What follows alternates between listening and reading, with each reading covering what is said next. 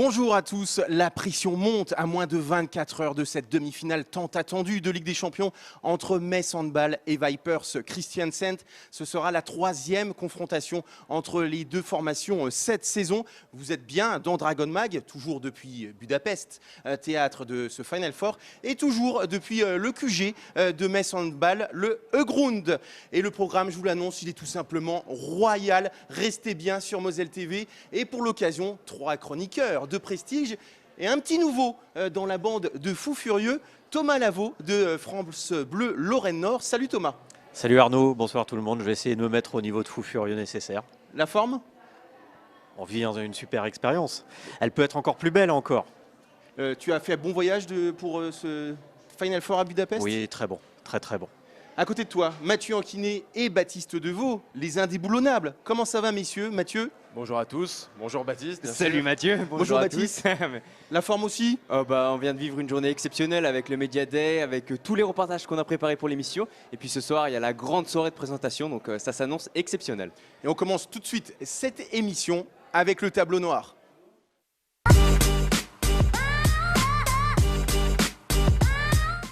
Alors messieurs, si on a la chance d'être à Budapest, c'est grâce à cette campagne européenne tout simplement magique. On va se replonger dedans grâce à toi Baptiste, c'est l'Odyssée de Metz Handball.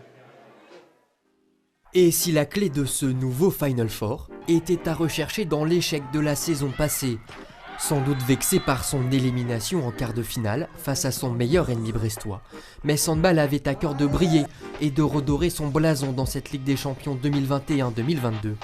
Pas verni par le tirage au sort, le club de Thierry Weisman est tombé sur la poule de la mort. Une poule, ouais, bien sûr complexe, mais je pense qu'honnêtement, la Ligue des Champions aujourd'hui, c'est quand même devenu quelque chose d'assez complexe. On n'est plus à X poules de 4 comme à l'époque, oui. mais 2 poules de 8, donc concrètement, tous les week-ends, on sort un peu à droite à gauche dans des contrées qui sont assez complexe à négocier. Privé de premier match à domicile à cause d'un quiproquo administratif avec le CSKA Moscou, Metz Handball entame parfaitement sa campagne à Odense grâce notamment à son trio Nokandi Nguyen de Paola avant de faire tomber à Nancy Vipers Christiansen, le champion d'Europe en titre avec une Atadou Sako irrésistible dans ses buts avec 45% de réussite. Je pense que c'est mon meilleur match en Ligue des Champions avec Metz Handball. Mais ce qu'il ne faut pas oublier, c'est que moi, ma performance passe par la défense. Et à chaque fois qu'on a gagné contre Vipers, on a eu des défenses extraordinaires. Bien lancé, Metz Handball se fait pourtant des frayeurs sur le parquet de Crim Mercator, mais s'en remet à sa danoise fétiche, Louise Burgard, buteuse décisive sur le gong le jour de ses 29 ans. Les Dragons enchaînent ensuite des succès sans trembler à Kastamonu et à Sävehof, mais également des désillusions aux arènes face à l'Ogre Győr et surtout contre le CSKA Moscou d'Anagros, auteur de 12 des 32 buts de la formation russe. Je pense que c'était un jour sans, on a joué à l'envers, en attaque, en défense, même sur montée de balle, alors qu'on est censé être très fort sur montée de balle. Bon, j'ai pas trop d'explications, 48 heures après, c'est un peu dur à digérer, mais il faut passer à autre chose. Reparti facilement en 2022 en Turquie, à Kastamonu, Metz Handball chute lourdement à Győr face à Estelen Zeminko et ses partenaires. La deuxième place semble s'éloigner, mais les Messines réalisent une performance XXL en Norvège en s'imposant face à Vipers Christiansen grâce à une Sarah Bouktit aussi bluffante que performante. Je pense qu'on les a vraiment fait déjouer en attaque. On voyait qu'elle perdait des ballons. Nora Mork, elle a pas mis un but en attaque placée, elle a tiré que ses pénaltys. Donc je pense que c'est vrai que cette équipe nous va bien. Les Dragons vont pourtant laisser échapper la qualification directe pour les quarts de finale, d'un rien. D'abord en concédant le match nul face à Crim Mercator, et ce malgré le tir de la victoire entre les mains de Laura Canor, puis surtout en concédant une 4e défaite dans cette phase de poule à Moscou pour un tout petit but rageant. Non, une grosse déception quand même, parce qu'on envisage quand même d'être deuxième depuis un bon bout de temps, et donc forcément on était déçus. Donc là on a essayé de rebondir, et donc on doit rebondir pour les 8e, mais c'est vrai que sur le moment, grosse déception pour tout le monde. Ironie du destin, Metz Handball retrouve en barrage le Borussia Dortmund, qu'il va dominer de la tête et des épaules, à l'aller comme au retour, dans des arènes de Metz surchauffées. Lors de ce deuxième match, Manu Mayonnatte peut compter sur une joker de prestige en la personne de Graz Zadi, revenu le temps d'une pige au bercail à cause du conflit russo-ukrainien. Et c'est justement celui-ci qui engendre l'exclusion de la compétition de Rostov, la formation de la demi-centre française que devaient retrouver les Messines en quart de finale. On regrette clairement de ne pas avoir pu jouer ce match-là, vraiment en toute honnêteté. Mais voilà, c'est comme ça et on est directement en Final Four et on s'en réjouit bien sûr maintenant. Qualifié sans jouer pour la deuxième fois de son histoire pour le prestigieux Final Four de Budapest, Metz Handball veut effacer le traumatisme de 2019 et sa demi-finale perdue contre Rostov. Ça tombe bien, le sort lui a réservé des retrouvailles avec Vipers Christiansen, contre qui il compte bien cette fois-ci affirmer le célèbre adage « Jamais 203 ». Messieurs, on a vécu vraiment de grandes émotions cette saison. On espère en vivre encore plus ce week-end. Mais quel est le match que vous retenez? Je crois, Thomas, c'est la victoire à Vipers Christiansen. Oui, c'est ça, c'est la victoire au match retour. Si on la recontextualise, on est en début février, on est au cœur d'un mois très dense en termes de match, quelques jours après une victoire à Besançon, et Metz va l'emporter en ayant fait en plus un gros écart en première mi-temps dans la salle du champion d'Europe. Il n'y avait plus de question de jauge, en plus il y avait le public, il y avait tout ça, et Metz s'appuyait ce jour-là sur sa qualité, sur l'une de ses qualités premières, la défense, les arrêts, on les a vus il y a quelques minutes. Une Sarah Bouktit également qui a vraiment ce jour-là pris un relief, une part toute particulière. C'est jamais anodin d'aller gagner dans la salle de Vipers. Ça ne garantit rien du résultat de ce samedi, mais c'est pas anodin. Toi, Baptiste, tu voulais revenir sur un tout autre match. Peut-être c'est une petite surprise en tout cas. C'est le match nul à domicile de Metz Handball contre Krim Mercator. C'était le match en retard de la 10e journée qui était joué juste après la victoire contre Vipers. Et là, si Metz gagne, ils repassent devant, prennent de l'avance sur Vipers et peuvent espérer une fin de phase de poule un peu plus simple, avec moins de stress. Mais voilà, on le voit avec Orlan Canor qui loupe le but pour passer devant. Et il y a match nul, 27 partout. Et là, on connaît la suite. Metz a 1 point d'avance sur Vipers. Et quelques journées après, Metz finit 3e derrière Vipers à 1 point. Donc je me dis, avec une victoire, 1 point de plus, peut-être qu'il y aurait eu cette 2e place et cette qualification directe pour le quart de finale. Mais avec cette 3e place, Metz finit 3e, joue Dortmund en 8e et se qualifie directement pour le Final Four. Donc je trouve que c'est un match qui a changé complètement la suite de la compétition de Metz Handball. On va pas réécrire l'histoire, mon cher Baptiste, mais c'est vrai que ce soir-là, Mathieu, on s'était dit, c'est une grosse occasion de rater et une cartouche gâchée. Oui, mais parfois ces occasions manquées, ça permet de solidifier le collectif et le travail qui est fourni. Parfois, quand on passe pas loin de réaliser une grande chose, ça donne l'énergie supplémentaire pour aller la chercher ensuite.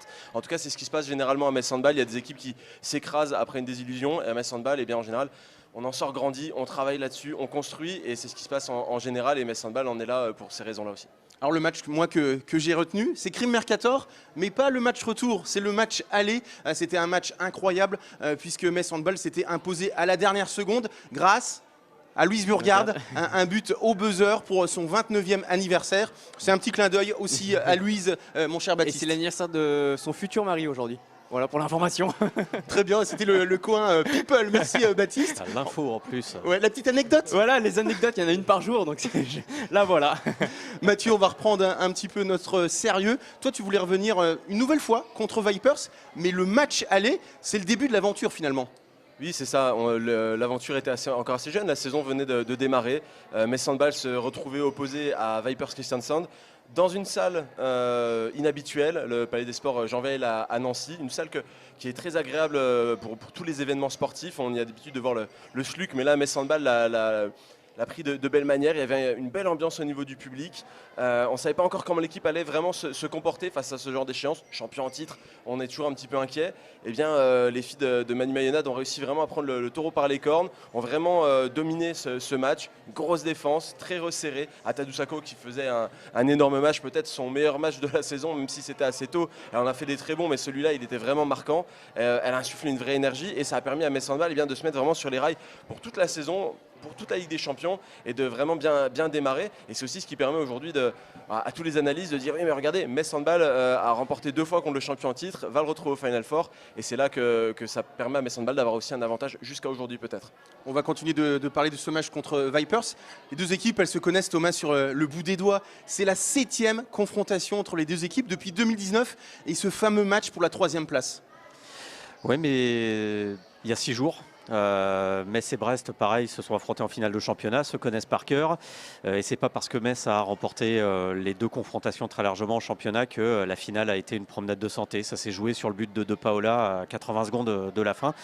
Donc je pense qu'il ne faut pas oublier ce qui s'est passé auparavant. Il ne faut pas oublier les 2 victoires de Metz, notamment celle à Gentilly, en laissant Vipers à 18 buts marqués, je crois, de mémoire, le champion d'Europe à moins de 20 buts. Il ne faut pas l'oublier, mais il faut le laisser de côté.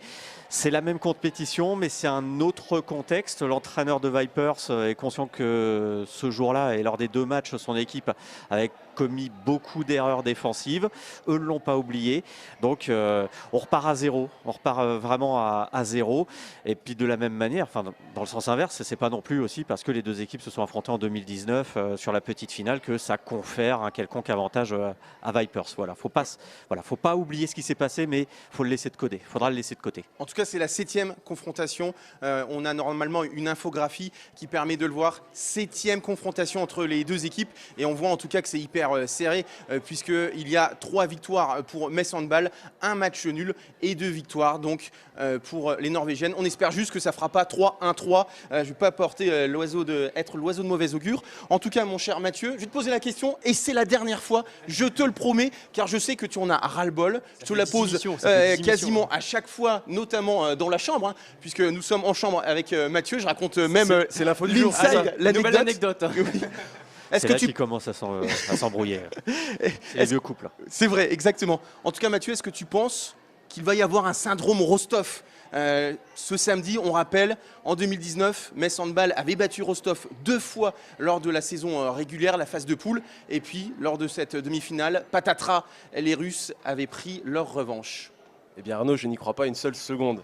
Pour moi, Metz Handball avait un petit peu subi ce Final Four, s'était retrouvé dans une compétition que les joueuses ne connaissaient pas, qu'elles découvraient, avec tous les enjeux, toute la pression médiatique, tout ce qu'il pouvait y avoir autour, et se sont retrouvés face à une équipe de Rostov qui avait une autre attitude, une autre dynamique à ce moment-là, et qui a su mieux gérer l'événement. Mais c'est pas pour autant que Metz Handball va le subir de la même manière cette fois-ci. L'expérience est passée, les joueuses ont pris en maturité, et ce sera une aventure bien différente de ce qui avait pu se passer en 2019. Et puis l'équipe de Vipers est elle aussi différente, elle est aussi assez jeune dans la compétition, même si elle est tenante du titre. Et il faudra pour les 2 équipes bien rentrer dans la compétition. Mais ce n'est pas pour autant que 2019 va rentrer en ligne de mire. Baptiste, on est d'accord que lors d'un Final Four, tout est remis à zéro. Mais 2 victoires lors de donc, cette phase de poule, forcément, il y a un petit ascendant psychologique. Du côté de Metz Handball, on doit se dire, on sait que l'on peut gagner, que l'on peut battre cette équipe. Oui, mais ça reste pour moi une nouvelle compétition. Le Final Four, ça n'a rien à voir avec les phases de poule où il y a un nombre incalculable de matchs, où tu peux te qualifier en finissant sans finir dans les 2 premiers. Donc c'est vraiment un match pur, 60 minutes où il faut tout donner, où il faut gagner. Mais après, il y a quand même un petit point positif pour Metz, c'est que Metz arrive comme l'outsider face au tenant du titre. Donc là-dessus, Metz arrive peut-être plus libéré, va jouer son handball, arrive avec l'expérience, la jeunesse et la rage d'aller plus loin et d'éviter comme en 2019 de perdre en demi-finale. Donc pour moi, c'est quand même, allez, on va dire, je me lance 60-40. 60 pour Metz, 40 pour Vipers. J'aime bien quand tu te mouilles comme ça. Thomas, est-ce que tu es d'accord avec les propos de Baptiste ? Plus que les 2 victoires, ce qui a pu marquer, c'est l'écart sur les 2 matchs. On est à plus 11 en l'espace de 120 minutes. C'est peut-être ça qui a été marquant. Donc effectivement, ça confère un certain avantage au Metz Handball.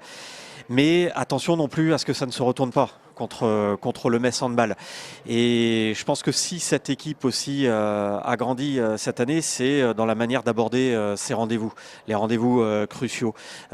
Cette équipe sait que ce qui s'est passé avant, ça donnera pas de but d'avance au coup d'envoi ce samedi que d'avoir battu Vipers une fois de 6, une fois de 5. Ça donnera un avantage très moral. Bah oui, mais si le début de match est compliqué, comme ça avait été le cas en 2019 contre Rostov, il va s'enfuir aussi vite qu'il est arrivé, l'avantage mental. Mais par rapport à 2019, effectivement, c'est pas la même équipe. En 2019, Metz était débutant, ça s'était peut-être un petit peu ressenti en première mi-temps contre Rostov.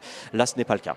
Ascendant psychologique ou pas, en tout cas, Tamara Horacek, elle a fait comme toi, Baptiste. Elle s'est mouillée, on l'écoute. Peut-être on a un ascendant psychologique, mais j'ai envie de dire un Final Four, c'est différent, tu as quelque chose d'autre qui vient, c'est les triples. J'espère que ça va le faire et je pense que ça va le faire, mais c'est 60 minutes et là c'est un match sec et tout peut se passer, mais j'espère que ça va plus pencher pour nous là, demain. J'ai envie de dire, j'en mets 203, enfin j'espère. Qu'est-ce qu'il faut ? Faut une équipe, faut qu'on soit ensemble. C'est comme les 2 matchs qu'on a gagnés contre elle. On a prouvé que quand on est une équipe, on est juste exceptionnel. Il faut sortir les tripes, c'est surtout avec la tête. La fin de saison, il y a des pépins partout, mais c'est les tripes avec la tête et avec l'envie et la concentration et que tout le monde soit à 100% au rendez-vous. Je pense que ça peut passer, j'espère en tout cas. Mathieu, finalement, est-ce que cette demi-finale, c'est pas le match le plus compliqué de ce Final Four parce qu'il faut mettre la machine en route, c'est forcément un moment incroyable, il faut un petit peu démystifier l'événement et puis après en finale, forcément, peut-être contre Győr, ça sera plus simple. Alors, tu viens de dire une phrase un peu inconcevable là. Contre Győr sera plus simple, je ne crois pas que quelqu'un puisse vraiment Dans l'approche en tout cas, dans l'approche, c'est ça que je veux dire. Il faut démystifier l'événement, c'est compliqué, mais Sandball il travaille depuis plusieurs semaines maintenant pour faire en sorte que ce soit un match comme les autres. Par contre, effectivement, il faut rentrer dans cette compétition. Ça fait plusieurs semaines qu'on dit, Metz Handball, il faut que la préparation soit bonne, il faut qu'il y ait des matchs avec une bonne opposition. Le championnat de France, il y a eu plusieurs matchs avec des oppositions qui étaient moindres et on s'inquiétait un petit peu de l'état de forme, de pouvoir dire, elles sont bien en jambes, elles sont dans le rythme. Et il y a eu cette finale, aller-retour face à Brest, qui a vraiment permis de donner de l'opposition, de mettre Metz Handball dans une condition où elles étaient en retard, où il fallait rattraper des buts, il fallait aller plus fort, plus vite, plus loin. Je pense que Metz Handball s'est offert la meilleure des préparations avec cette finale aller-retour. Qui plus est, le bol de confiance avec le trophée remporté et toute l'émotion qui va avec. Maintenant, elles sont concentrées, elles sont focus. Et effectivement, ce premier match va être extrêmement compliqué. Ce ne sera pas facile en finale, que ce soit Győr ou Esbjerg, peu importe, ce sera compliqué. Mais ce premier match, effectivement, il faut vraiment bien rentrer dans la compétition, c'est le plus important. Alors messieurs, il y avait une interrogation, puisqu'on avait quitté Méline Nokandi sur une jambe et demie, une jambe un tiers, je ne sais plus trop ce qu'avait dit Emmanuel Mayonade. On a en tout cas pris des nouvelles auprès de l'intéressé, on l'écoute. Le staff médical, ils ont fait du bon job, ça je peux le dire. J'ai repris les entraînements hier, un peu doucement, mais plus le temps passe et plus ça va mieux, donc ça va. La finale, je voulais la gagner, donc même si c'était sur mes chevilles, je l'aurais joué quand même. Thomas, c'est vrai que c'est rassurant pour toute l'équipe de savoir que la capitaine sera là. Et puis au-delà de que c'est la capitaine, c'est une joueuse exemplaire et importantissime dans le collectif de Manu Mayonade. Capitaine, leader offensif, leader comportemental, c'est l'atout numéro 1. Ce sera un des atouts principaux de Metz Handball durant cette finale à 4. Donc effectivement, c'est très rassurant. C'est très rassurant aussi de savoir que visiblement, elle va pouvoir jouer sans non plus trop se retenir, sans être trop dans les calculs. Parce que les blessures musculaires, on ne sait jamais trop ce qui leur retourne dès que vous êtes touché musculairement. C'est pas une articulation entre guillemets, on sait jamais trop ce qui leur retourne. Là, selon ce qu'elle dit, visiblement elle va pouvoir se livrer et se donner à 100%. Et puis avec Grace Zahadi, on va avoir une paire de demi-centres, un duo de demi-centres de haut niveau, d'expérience qui attendent spécifiquement ces moments-là. Il faut aussi dire qu'avec Méline Nokandi, on commence à se demander si c'est vraiment des tissus, etc. qu'il faut gérer ou si c'est une machine, ils ont fait le plein d'huile, ils ont resserré les boulons et c'est reparti. C'est une vraie machine, elle a enchaîné les matchs non-stop en équipe de France, en équipe avec Metz Handball sur la scène européenne. C'est non-stop et les blessures ne semblent jamais durer longtemps. Une vraie machine et elle va le montrer encore, je pense, ce week-end. Mais elle joue souvent blessée, elle nous l'a confié quand on était à la maison du handball, qu'elle jouait blessée régulièrement. Donc ils ont su quand même la préserver sur quelques matchs pour qu'elle arrive un peu fraîche, même si rincée de la saison, elle arrive quand même un peu fraîche pour ce Final Four. Il y a une bonne gestion en finale, notamment la finale aller où elle a joué les 8 premières minutes et elle est sortie ensuite.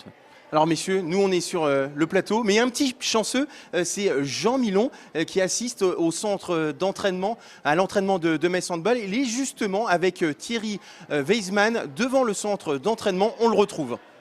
Effectivement Arnaud, je suis avec le président messin. Bon alors comment est-ce que ça va avant ce week-end importantissime? Quel est l'état d'esprit? Jusqu'à maintenant tout va bien, on va d'émerveillement en émerveillement, c'est un autre monde, c'est la Champions League, c'est extraordinaire sur tous les points de vue. Voilà, ça se passe très très bien, on va procéder à notre premier entraînement sous une chaleur étouffante, mais bon, on est content d'être là. J'imagine qu'il y a quand même un peu de pression parce que c'est une échéance très importante.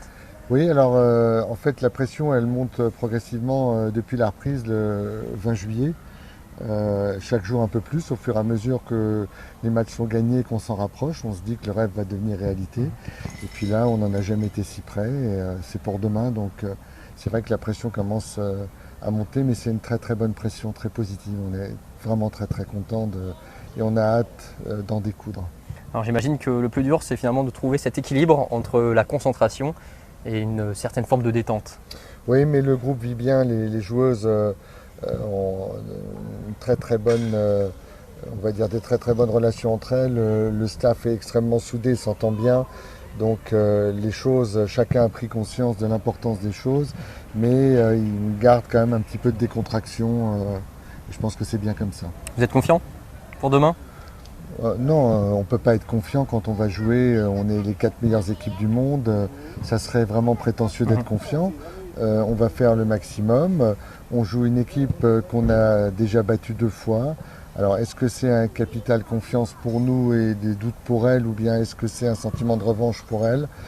J'arrive pas encore à un petit peu évaluer les choses, mais on ne peut jamais dire qu'on est confiant quand on joue une demi-finale de Champions League. Ça serait prétentieux et c'est pas notre style, et on joue une équipe qui est le champion d'Europe en titre.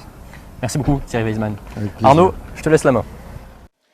Merci beaucoup Jean. Baptiste, c'est vrai qu'on parle depuis tout à l'heure de la tactique, des individualités, mais l'approche vraiment psychologique de ce match, c'est vraiment ce qui va faire la différence.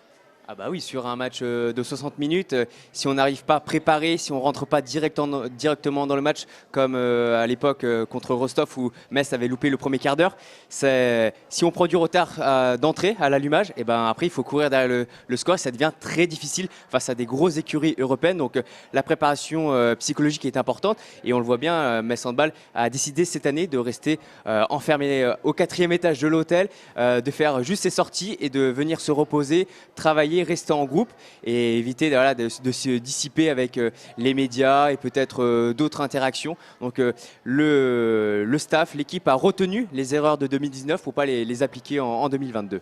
On te retrouvera en fin d'émission pour nous présenter finalement l'hôtel où se trouvent les joueuses. Le 4e étage. Exactement. Nous allons continuer à évoquer cette demi-finale avec sans doute la joueuse qui peut faire basculer la balance en faveur de Metz Handball. C'est l'entretien.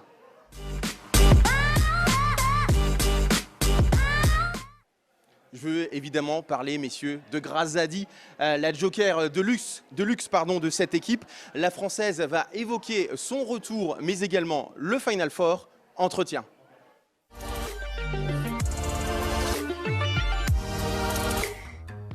Et ben ce soir, j'ai le grand plaisir d'accueillir la demi-centre internationale française de Metz Handball, Grace Zaadi. Bonsoir Grace. Bonsoir. Alors c'est vrai que tu étais partie en 2020, ça fait un peu plus de 2 ans. Et finalement, on a l'impression que tu n'es jamais partie de Metz Handball. Est-ce que tu as aussi cette impression? Carrément. C'est l'impression aussi que j'ai. Quand je suis arrivée, et je le disais aussi aux filles, bon, j'ai une capacité aussi à m'adapter rapidement dans les divers environnements que je vais rencontrer, mais voilà, j'ai retrouvé une routine quasi immédiate. J'ai récupéré ma place limite au vestiaire, j'ai ma place à l'entraînement, les petits détails en fait du quotidien que j'avais, je les ai retrouvés. Ce sont juste pas les mêmes joueuses. Par exemple Laura Glauser avec qui je suis arrivée ici, on avait fini l'aventure ensemble. Le fait de ne pas la voir ici, c'est bizarre, et elle aussi de me voir ici, c'est encore plus bizarre. Mais sinon, j'ai l'impression d'être jamais partie, même dans la ville, dans les habitudes que j'avais avec mes amis de l'extérieur. Tout s'est fait hyper naturellement. Parmi les joueuses que tu connais bien, il y a Astrid Ngouan, ta grande copine. Est-ce que ça a joué pour te décider de revenir à Metz Handball? Est-ce que tu t'es dit, voilà, Astrid, elle s'en va en fin de saison, terminer l'aventure avec elle, et ben voilà, ça rajoute un petit peu de piment plutôt sympa? Si ça a joué, je vais te dire non, parce que j'ai pas pris ma décision en fonction d'Astrid, mais j'ai pensé direct, ça a été instantané. J'étais en stage avec l'équipe de France quand tout ça s'est passé, quand la décision de l'EHF a été prise d'exclure les équipes russes, et j'étais avec Méline et puis je dis purée, imagine je reviens à Metz, je kifferais trop finir cette saison avec toi, avec Astrid et compagnie, parce que au final, je me suis rendu compte qu'en partant de Metz, c'était précieux en fait de pouvoir vivre ces moments avec de vrais amis. J'ai eu de vrais amis et j'ai de vrais amis à Metz, donc pour moi, c'était, il y a tout, j'ai pu tout assembler et j'aimerais bien évidemment finir cette saison de la plus belle des manières avec ce groupe, mais notamment avec Astrid qui s'en va l'année prochaine. Est-ce que tu as quand même trouvé ce club changé depuis ton départ, ou est-ce que finalement c'est exactement le même? C'est exactement le même. C'est exactement le même, mais le club a évolué. Et je suis très contente de ça parce que le temps passe, les joueuses évoluent, le club aussi évolue, se perfectionne aussi ou s'améliore dans certains secteurs. Mais l'atmosphère, l'esprit Metz Handball est toujours là. L'ADN du club reste le même. Les fondations du club en fait sont toujours omniprésentes et c'est aussi ça qui m'a permis au final de m'adapter rapidement parce que je connais la maison et je la trouve intacte. Est-ce que toi, personnellement, comme femme et comme joueuse surtout, tu as beaucoup changé en 2 ans avec cette première expérience à l'étranger? Oui, je pense que j'ai changé. Je pense que j'ai évolué, j'ai pris en maturité. Je pense avoir pris en maturité, mais au final, je ne pense pas avoir tant changé que ça. Je reste la même avec mes qualités et mes défauts, mais j'ai pris un peu plus de recul et de légèreté sur certaines choses, je pense. Mais en tout cas, sur l'activité, je reste toujours la même si j'ai un caractère quand même dans l'entraînement, dans le travail un peu bien trempé où je ne supporte pas de mal m'entraîner et compagnie, j'aimerais bien faire les choses. Et par rapport à ça, voilà, j'en fais pas une fatalité, mais j'arrive à prendre un peu de recul et d'être un peu calme et tout. Mais je pense que c'est la maturité qui fait que j'ai un peu changé. Voilà. En l'espace de 2 ans, tu es quand même devenu, c'est un tout petit quelque chose, tu es juste devenu championne olympique. Est-ce que tu te dis des matins, peut-être en regardant la médaille d'or, ouais, je suis championne olympique? Je vais vous faire une confidence, je n'ai pas vu ma médaille d'or depuis que je suis rentrée de Tokyo. Je réalise pas. Je réalise pas du tout.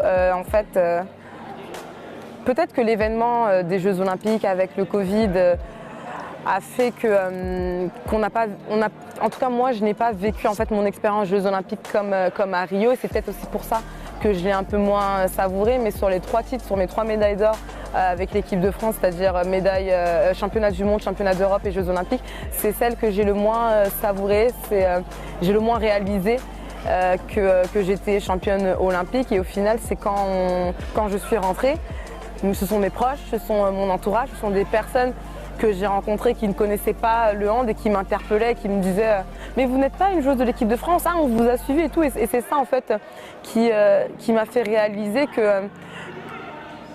que nous avons fait un truc en plus. On a été chercher en fait quelque chose de plus haut et d'un peu plus grand.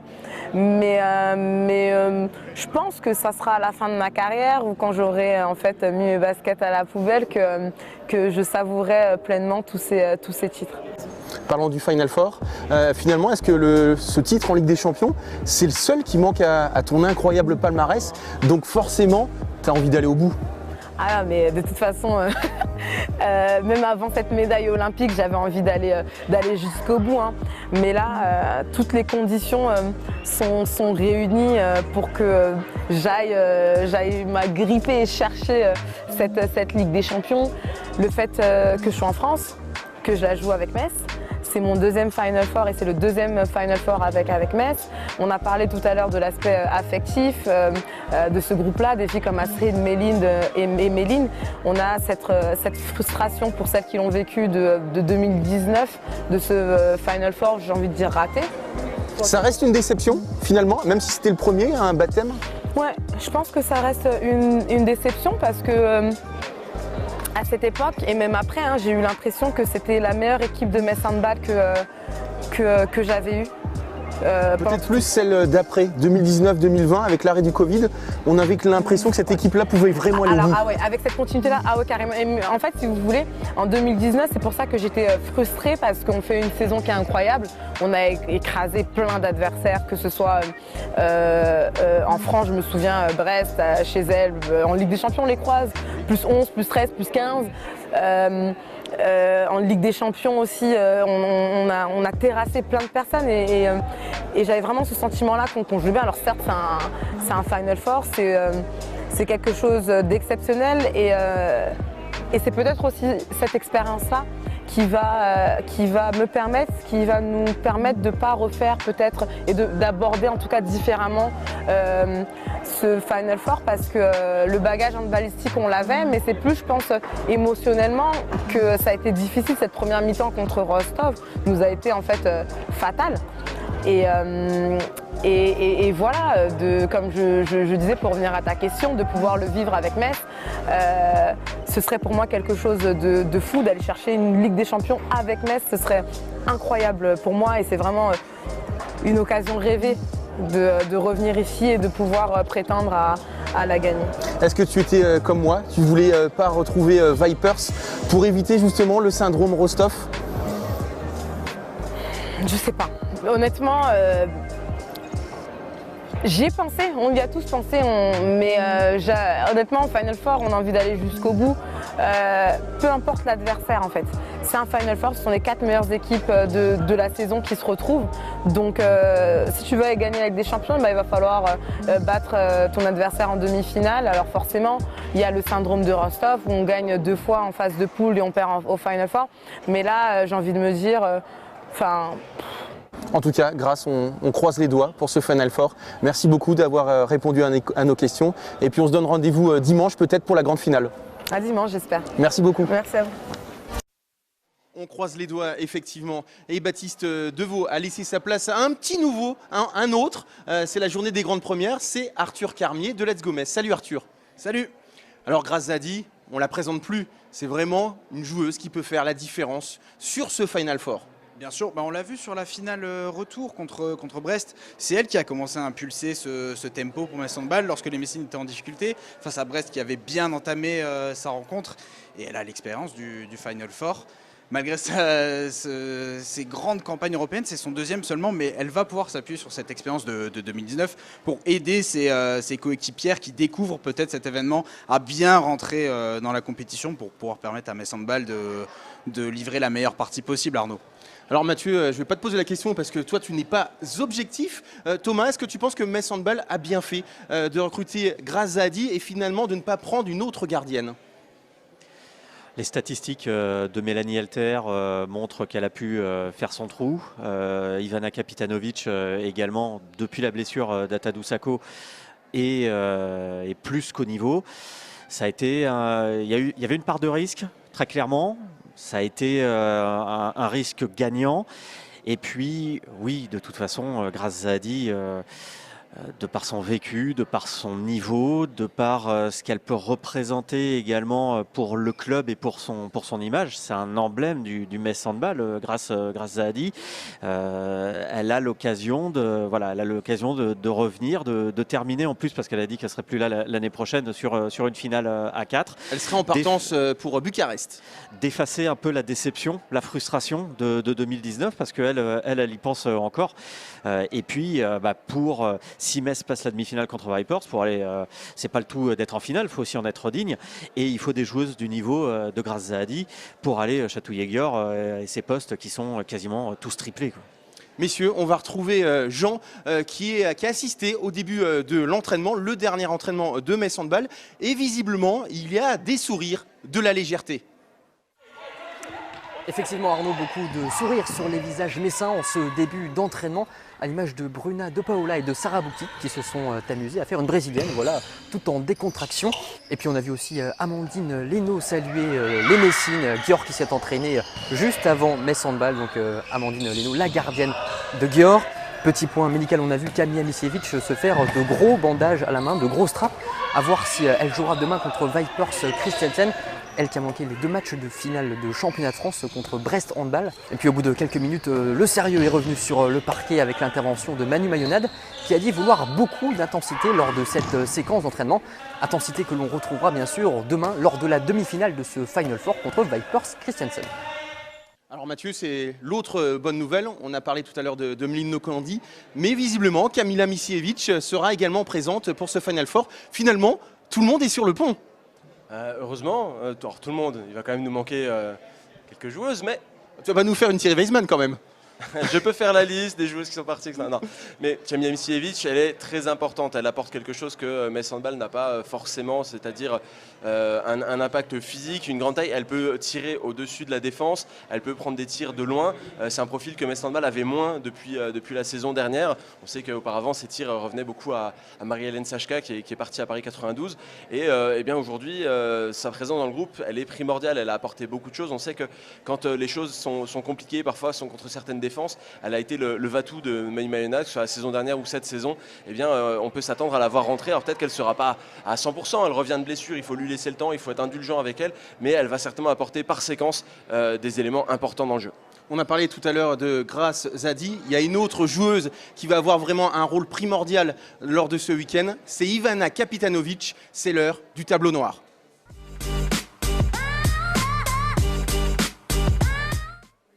C'est vrai qu'avec l'absence d'Atadou Sako, la gardienne croate va avoir beaucoup de temps de jeu. Elle vit son 2e Final Four puisqu'elle était présente en 2019. Elle essaye de vraiment positiver avant ce Final Four. On l'écoute. C'est toujours pression, hein? J'ai toujours envie de très bien jouer, c'est normal. Je m'entraîne chaque jour pour ça. Bien sûr que je ne veux pas rater ma chance, c'est notre chance, cette Final Four.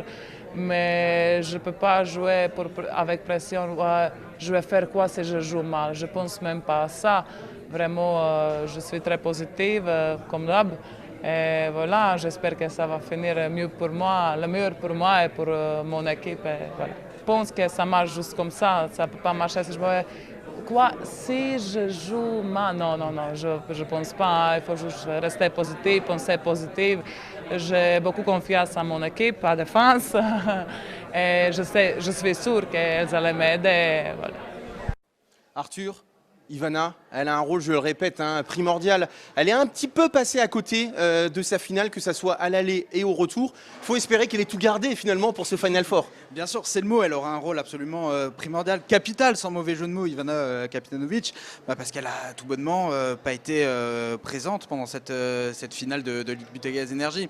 Le mot est peut-être un petit peu sévère, mais on l'attend dans les grands rendez-vous. C'est une gardienne, quand elle prend feu, elle est capable de stopper vraiment n'importe qui. On se souvient de matchs à 20 arrêts parfois en championnat.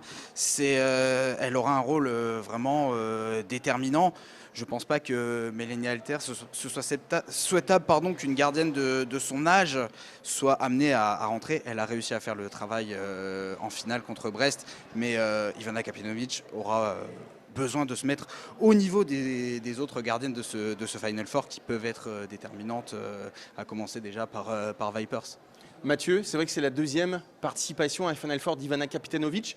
Donc elle n'a pas forcément les yeux qui brillent comme d'autres filles. Ça, c'est un avantage vraiment important pour vraiment être à son meilleur niveau. Je ne dis pas simplement samedi, mais également dimanche en finale. Et pas la petite, la grande. Oui, alors Ivana Kapitanovic, quiconque l'a déjà rencontrée, l'a déjà vue au bord du terrain, sait à quel point elle peut être calme, froide, déterminée quand approche les matchs. C'est ce qui la caractérise. Et là, effectivement, elle a l'expérience de ce premier Final Four qu'elle a disputé. Elle a l'expérience de nombreuses finales. Elle sait que c'est sa dernière participation, en tout cas avec Metz, et qu'elle va devoir se montrer. Elle a une responsabilité sur les épaules, mais elle sait la prendre par le bon côté. Je pense qu'elle est capable de générer du bon stress, comme on peut appeler ça, et qu'elle va vraiment donner son maximum dans cette finale. Sa demi-finale, pardon. Sa demi-finale, tout d'abord. Alors, est-ce que c'est le facteur X de ce Final Four? On a posé la question à Emmanuel Mayonade. Je sais pas, il n'y a pas que ça, je pense. Alors c'est évidemment une des clés de l'opposition de demain et aussi une opposition du week-end, bien évidemment. Quand on peut comparer sur les éditions précédentes, les équipes qui ont gagné ou qui ont joué les finales avaient des gardiennes qui avaient archi performé. Brest l'année dernière se qualifiait en finale parce qu'en demi, Toft notamment avait été capable de faire un gros match, quoi. Donc bien sûr que ce serait important. c'est assez marrant, c'est que Atadou a joué les 2 matchs contre Vipers, elle avait été 2 fois plutôt bien. Donc voilà, après si Ivana fait 15 à 20 arrêts et que derrière on n'est pas capable de mettre un seul but, ça peut vite s'arrêter à 21-20 pour elle. Donc il va falloir créer une énergie collective, mais bien évidemment, il va falloir que nos 2 gardiennes soient en capacité à faire au moins 15 arrêts pour être capable d'exister, de performer dans ce match-là. Thomas, est-ce que pour toi, c'est vraiment le facteur X de cette compétition ? Quand j'ai pu discuter avec elle ce matin, j'ai retenu une chose de son discours. En 2019, c'était un accomplissement pour elle et pour Metz Handball d'être présent au Final Four. Aujourd'hui, pour une équipe qui a les ambitions comme le Metz Handball, ça ne peut plus être un accomplissement. Donc ce que ça sous-entend, c'est qu'effectivement, il faudra un niveau de jeu surélevé par rapport à celui de 2019. Alors en 2019, les Messines étaient tout aussi motivés, avaient tout aussi envie de croquer dans la compétition. Mais cette année, elle sait, Ivana Kapitanovic, qu'il faudra être au top niveau. Elle est capable, Ivana Kapitanovic, d'afficher ce top niveau, ce niveau top européen. Elle a de la pression sur les épaules. Il faut le dire. Dans le duo de gardiens, les rôles sont très définis. C'est elle la numéro 1, c'est elle qui débute les matchs. Donc si elle passe au travers, elle met un petit peu plus en péril l'équipe. C'est pas moi qui le dis, c'est Manu Mayonade qui le dit. Mais voilà, je pense que, un peu comme Graza a dit tout à l'heure, il y a peut-être aussi une part de revanche dans l'esprit d'Ivana Kapitanovic avant cette demi-finale. Arthur, c'est vrai que sur cette demi-finale qui nous attend demain soir, Ivana Kapitanovic, elle doit faire vraiment le job. Elle est vraiment attendue au tournant. Elle doit faire même plus que le job. Elle doit être non pas à 100%, non pas à 110%, mais à 120%, Arnaud. Et elle nous disait ce midi au Media Day que elle avait envie de tout gagner à Metz Handball. Non seulement ce Final Four de 2019 était un accomplissement, mais là, Metz Handball vise plus, Ivana Kapitanovic vise plus, et c'est le genre de gardienne, quand elle est vraiment en feu, quand elle peut devenir absolument irrésistible, un vrai mur. Un mur, elle peut tout arrêter. Et c'est cette Ivana Kapitanovic qu'on attend là. Sur les 2 matchs, ce sera difficile d'avoir 2 parties absolument extraordinaires, mais si elle arrive à sortir le match, que ce soit en demi-finale ou en finale, la grande finale, on l'espère, Arnaud, Metz Handball aura fait un grand pas dans ce Final Four. On parle beaucoup de Ivana Kapitanovic, mais on peut également faire confiance à Madame Penalty, Mélanie Alter, pour réaliser peut-être 1 ou 2 exploits lors de ce Final Four. On va passer, Mathieu, à l'autre demi-finale, la première dans l'ordre, puisque ça sera entre Győr et Esbjerg à partir de 15h15. Győr à domicile est grand favori de ce match. Győr est en général le grand favori de toutes les compétitions. C'est ce qui caractérise cette équipe qui a des moyens qui sont au-dessus de la moyenne des équipes européennes. Une équipe qui a une armada de joueuses, des postes doublés, triplés. C'est une équipe qui est là pour tout gagner systématiquement en toute occasion. Effectivement, face à la Team Esbjerg, Győr part favori parce que c'est une équipe qui a un niveau sur le papier supérieur. Mais attention, on l'a dit, on l'a répété à plusieurs reprises, que ce soit pour Metz Handball, pour Vipers, eh bien c'est une nouvelle compétition, ce Final Four. Tout le monde peut réussir à faire quelque chose. La saison dernière, Brest se présentait face à Győr. On s'attendait à ce que Brest ait énormément de difficultés. Et Brest a réussi à arracher un match nul et à remporter finalement au tir au but. Et c'est possible. Les équipes peuvent renverser ça. Par contre, elles vont jouer face à un public certainement majoritairement acquis à leur cause. Dans le nouveau MVM Dome, elles sont chez elles. C'est leur nouvelle salle de prédilection en Hongrie. Et ça va être assez compliqué malgré tout. Alors est-ce que Győr peut être battu ce week-end? Vous allez avoir quelques secondes pour affûter vos arguments. On va décrypter l'ogre hongrois grâce à Emma Faketti et l'incontournable Jean Milon.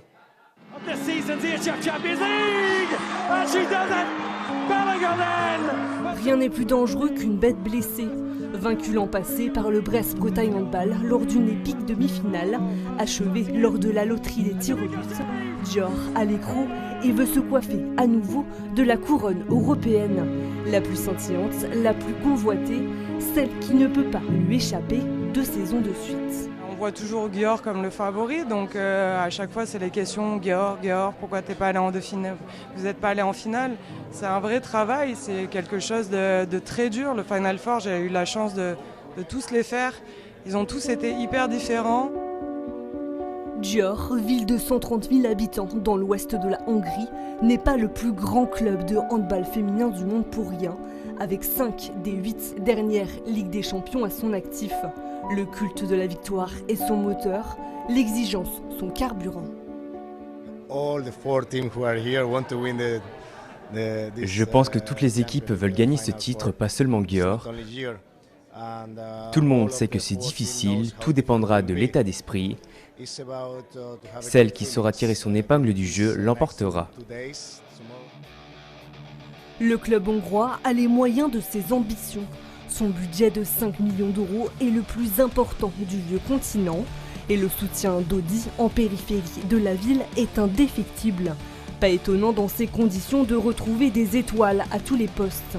Les Françaises Amandine Leno, Laura Glauser et Estelle Nzeniko bien sûr, mais également la Norvégienne Stine Oftedal, la handballeuse de l'année 2019, la Sud-Coréenne et ex-parisienne Ryu, ou encore Anne-Mette Hansen, la compatriote de Louise Burgard.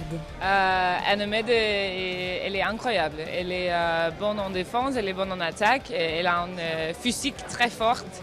Et oui, j'aime bien de jouer contre elle au final. Győr, ils ont une équipe poste par poste assez hallucinante, quoi. Vraiment, hein, je pense qu'ils ont les meilleurs. Hein. Effectivement, je vois pas trop ce qui peut les arrêter, quoi. Je vois pas comment elles peuvent, mais effectivement, bah, il y aura Metz à un moment, je l'espère, je nous le souhaite, et puis là, ça peut chauffer pour elles, quoi. Intouchable encore ou presque lors de cette campagne, marquée simplement par un accro pour du beurre à Vipers Kristiansand. Lors de la dernière journée de phase de poule, Győr est le grandissime favori de ce Final Four, surtout à la maison avec l'appui du fervent public hongrois. Première étape pour les Galactiques d'Ombros Martin, les Danoises d'Esberg, pour se rapprocher encore un peu plus de leur revanche annoncée. Alors messieurs, est-ce que Győr peut être battu sur ce week-end? C'est vrai que tous les feux semblent ouverts pour l'ogre, l'épouvantail hongrois. On l'a dit, il y a la revanche de l'an passé, il y a même la défaite la semaine dernière face au FTC de Béatrice Edvige, qui a même prolongé un faux de dernière minute jusqu'en 2024. Donc on a l'impression que cette Ligue des Champions, elle est promise à Győr. Thomas. Le fait que Győr joue à 120 km de chez lui, effectivement, est un atout absolument indéniable. Mais qui aurait dit l'année dernière, déjà à Budapest, que Győr allait perdre au jet de 7 mètres. Mais il n'y avait pas le public l'an dernier. Voilà, c'était effectivement à huis clos. Mais qui aurait dit aussi que Győr allait perdre la finale de la Coupe de Hongrie. Le championnat, ça se joue à un match. Elles finissent à égalité aussi avec FTC. C'est ce qui caractérise Győr, c'est cette exigence, c'est ce besoin, je dirais presque, de l'emporter, d'assouvir sa domination. Mais là, on parle d'un match sec. Il va y en avoir deux, une demi-finale. C'est pas du long cours, c'est du court terme. Et sur 60 minutes, tout peut arriver. Donc Győr peut être battu pour Thomas Lavaux et pour Arthur Carmier. Bah, déjà, ce qui est sûr, c'est que Győr est le grand favori. Ça, personne ne peut le contester. Il y a le retour du public. Il y a aussi le théorème de la bête blessée. Hein. Győr avait perdu l'an dernier. Pour toutes ces raisons, je pense que la pression peut submerger cette équipe qui semble insubmersible. Il y a eu ces défaites en Coupe de Hongrie contre le FTC. Metz, souvenez-vous, a failli battre Győr en Ligue des Champions au match aller. Certes, c'était un tout autre match, mais ça s'était joué sur des détails. Et sur la fin. Sur la fin, sur quelques pertes de balles, sur quelques actions mieux maîtrisées. Metz n'était pas encore à plein régime, à mon sens, en ce début de saison. Il y a eu aussi cette défaite contre Vipers lors de la dernière journée de Ligue des Champions. Certes, Győr était déjà qualifié, mais pour moi, Győr n'est pas invincible. Győr peut être battu, qui plus est avec toute cette pression qui entoure cette équipe pour ce Final Four. On le dit et répète depuis notre arrivée à Budapest, le Final Four, c'est un événement incroyable, magique, démesuré. On en reparle tout de suite dans le Chabala de Baptiste.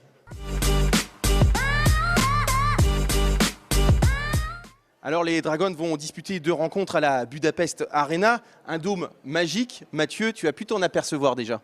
Oui, j'ai eu l'occasion d'y aller cet après-midi pour voir un petit peu comment les choses se préparaient là-bas. Et c'est un lieu incroyable. Vraiment, la salle, elle est impressionnante.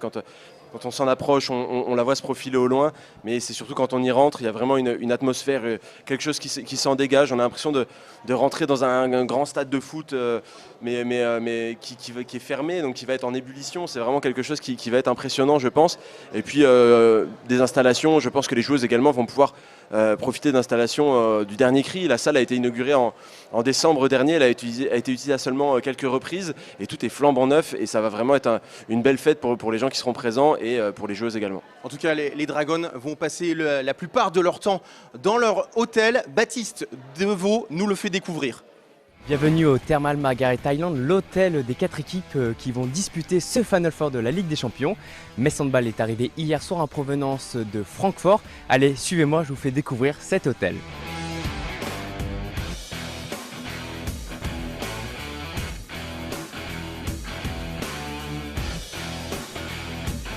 C'est dans cette salle de séminaire que se tient le Media Day, c'est-à-dire que chaque équipe vient 30 minutes devant la presse pour répondre aux questions des journalistes. Ici, on a pu prendre le pouls, la tension qui commence à monter pour chaque joueuse et chaque équipe. On sent qu'elles sont prêtes pour ces demi-finales et on sent que Metz est prêt à en découdre face à Vipers.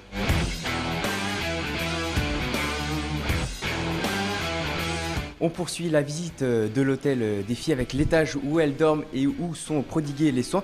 Et comme vous pouvez le voir, l'hôtel a été décoré aux couleurs de Metz Handball. Et puis on peut le voir, les couleurs, le jaune et bleu, un caractéristique de Metz Handball. Et surtout le tapis avec les 23 titres de champion de France. Il manque celui que les Messines ont gagné il y a quelques jours. On espère voir le 2022 s'afficher très rapidement sur ce tapis. Et si on continue, on arrive, on découvre les photos des joueuses. Beaucoup de photos.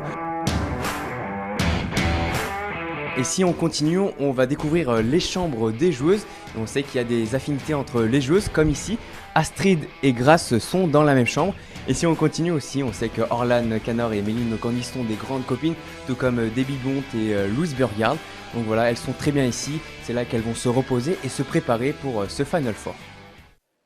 La décoration, en tout cas aux couleurs de Metz Handball, a eu son petit effet auprès des joueuses, notamment auprès d'Ivana Kapitanovic et Louise Burgard. C'était incroyable et j'étais trop contente quand on a vu. C'était vraiment, je suis heureuse. Ah oui, c'était super, vraiment très belle surprise en arrivant, vraiment très belle surprise. On a dit, qui a fait ça? Mais comment c'est possible? Mais comment ça? Non, c'était super, on était vraiment contentes. On est très contentes que le club est comme ça derrière nous, qu'elles ont préparé une petite surprise, c'était super. Et je pense que voilà, on est dans une bonne route. Messieurs, merci beaucoup d'être venus sur ce plateau. Demain, c'est le grand jour, c'est la demi-finale de la Ligue des Champions, donc contre Vipers Christiansen. Moselle TV a mis les petits plats dans les grands. À partir de 16h, vous pourrez retrouver l'entretien d'Emmanuel Mayonade. À 16h30, l'entretien complet de Grace Zadi. Et puis l'avant-match à partir de 16h45 et l'après-match à partir de 19h30. Tout simplement royal. À demain, bonne soirée et évidemment, bye bye.